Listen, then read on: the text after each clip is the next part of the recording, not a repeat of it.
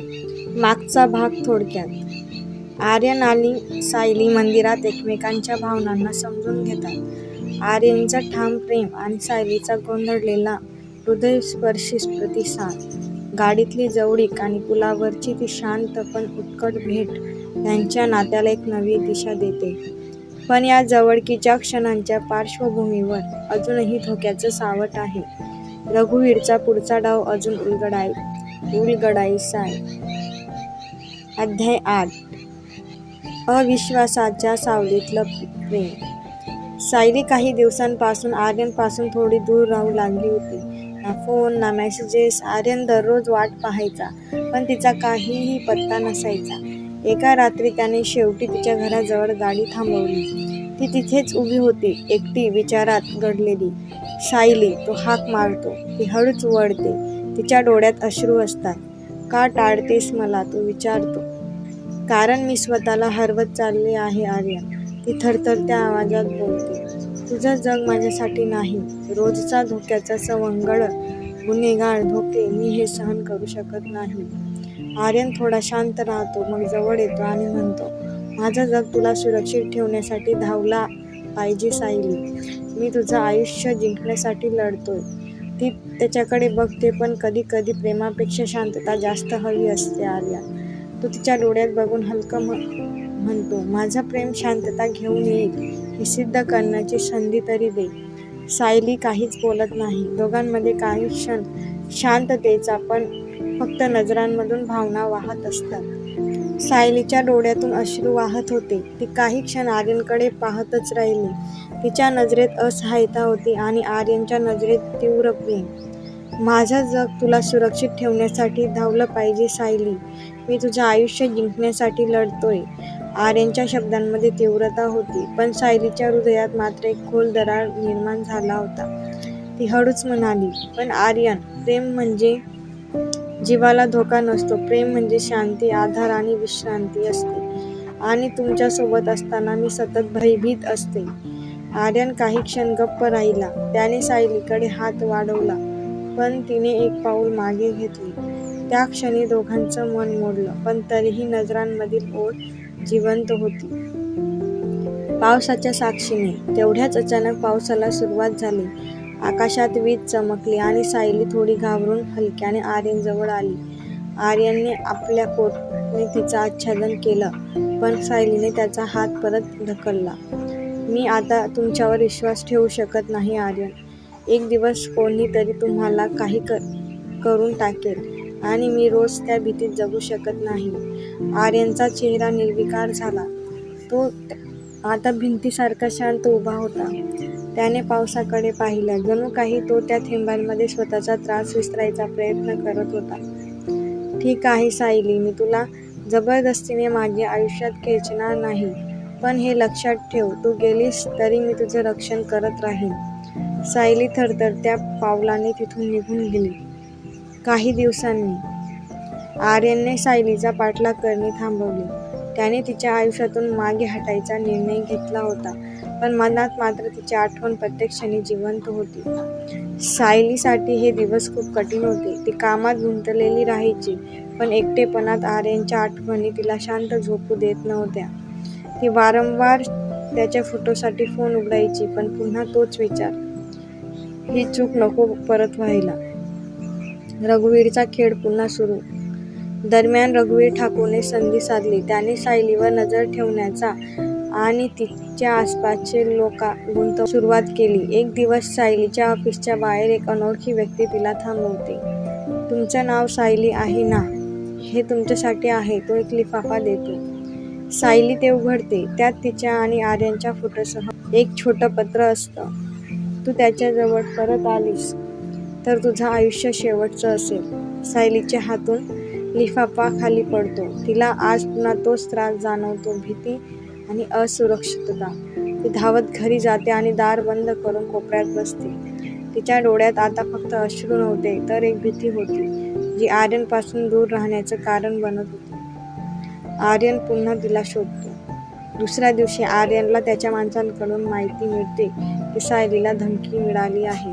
तो तडक तिच्या घरी पोहोचतो. सायली दार उघडते आणि त्याला पाहून काही क्षण गप्प राहते. तुम्ही पुन्हा आले का? तिचा आवाज थरथरत होता. माझ्याशिवाय तू संकटात आहेस आणि ते बघून मी गप्प बसू शकत नाही, आर्यन ठाम स्वरात म्हणतो. मला भीती वाटते आर्यन, तुमच्यामुळे नाही, पण तुमच्या आजूबाजूच्या अंधाऱ्या जगामुळे. मी ते अंधार पुसून टाकायला तयार आहे सायली. फक्त एकदा तू पुन्हा माझ्यावर विश्वास ठेव. सायलीचा चेहरा थरथरत होता. तिच्या मनात द्वंद्व सुरू होतं. प्रेम आणि भीती दोन्हींचा संग्राम. शांततेच्या एका क्षणात आर्यन तिच्या जवळ जातो. तिचा हात हलक्याने धरतो. मी वचन देतो सायली, तुला पुन्हा असं कधीच असुरक्षित वाटू देणार नाही. सायलीच्या डोळ्यात अश्रू वाहू लागतात. ती त्याच्या छातीवर डोकं ठेवते. त्या संध्याकाळी दोघांमध्ये एक वेगळी शांतता असते. दुःख आणि प्रेम दोघंही श्वासात मिसळलेलं, पण अंधार अजूनही टपून बसलेला आहे. त्या रात्री एका इमारतीच्या टेरेसवर रघुवीर आपल्या माणसांबरोबर उभा असतो. दूरवर आर्यन आणि सायली एकत्र चालताना दिसतात. माझं नाटक अजून संपलेलं नाही, रघुवीर कुजबुजतो. आता खरी जखम होईल मनावरची. अध्याय 9. अपहरणाच्या रात्रीतली प्रतिज्ञा. सायली आणि आर्यनमधील अविश्वासाचं सावट हळूहळू दूर जात होतं, पण अजूनही काहीतरी अधुरं होतं. एक विश्वास, एक समर्पण, जे अजून बोलून झालं नव्हतं. त्या रात्री सायली एकटीच घरून बाहेर पडली. तिला थोडा वेळ एकटं राहायचं होतं, डोकं शांत करायचं होतं. शहराच्या एका शांत गार्डनमध्ये जाऊन ती बाकावर बसली. चंद्रप्रकाशात तिचा चेहरा हलकासा चमकत होता.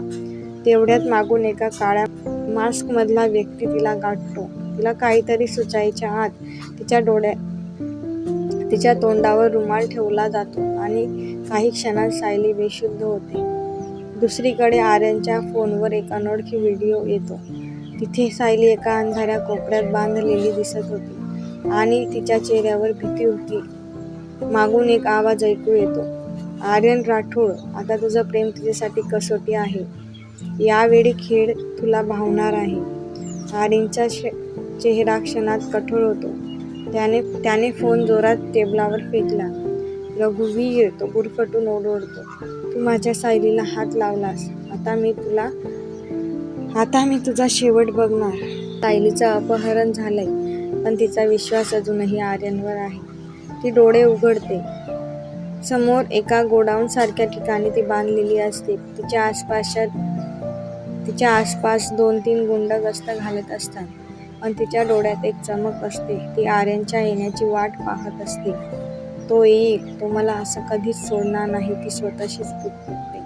आर्यन त्याच्या माणसांशी संपर्क साधतो. CCTV फुटेज गोळा करतो. रघुवीरचा मागोवा घेतो. शेवटी एका गुप्त ठिकाणाचं नाव त्याला मिळतं. जुना वर्कशॉप गोडाऊन, शहराच्या बाहेर. तो एकटा तिथे पोचतो, बंदूक हातात घेऊन, पण चेहऱ्यावर फक्त एक भावना, सायलीला वाचवणं. गोडाऊन. आर्यन एका गुंडाला चकवून आत प्रवेश करतो. सायली एका कोपऱ्यात असते आणि अचानक ती आर्यनला बघते. तिच्या डोळ्यात पाणी येतं. आर्यन, ती ओरडते. सायली, मी आलोय, तो ओरडतो आणि तिच्या दिशेने धावतो. एक गुंड अचानक मागून त्याच्यावर हल्ला करतो, पण आर्यन त्याला जोरात खाली पाडतो. मग दुसरा गुंड. आर्यन त्याला एका बॉक्सवर आपटतो. काही क्षणात आर्यन सगळ्या गुंडांना निष्प्रभ करतो. तो सायलीकडे धावतो. तिचे दोर कापतो आणि ती थरथरत त्याच्या मिठीत शिरते.